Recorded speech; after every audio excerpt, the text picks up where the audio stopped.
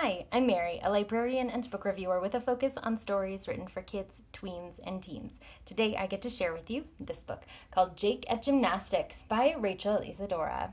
Jake loves gymnastics. There's so many fun things to do, from tumbling on the mat to stretching to jumping into the ball pit, and every day is more fun than the last. So Jake is going through his day at gymnastics with all of his friends, practicing all of the skills that he's going to need as he gets older, and his coaches help him through the process as well. So there's lots of opportunity to pretend to be animals, to practice moving his body in different ways, and to just be free as a child in his gymnastics class. So as you're going through the book, there's not a huge amount of color on the children themselves, not skin tones at least. So you have lots of colorful fabrics and clothing, but otherwise there's pretty neutral tones, or non-tones, I guess, as you could say.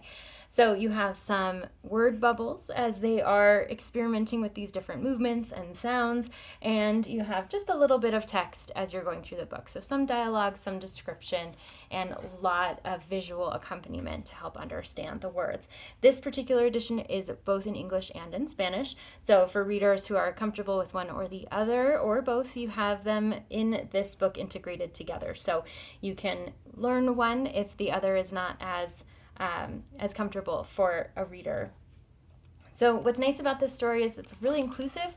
You have lots of different children in the gymnastics class, and also there's just a lot of childlike nature to the illustrations themselves. So you can see the individual pen lines, a lot of the pencil strokes. You have a lot of expressions on the children, and so kids are going to recognize themselves and others as they're reading the story, whether they do gymnastics or not, and chances are they've done a lot of these activities even if it isn't in a formal gymnastics class.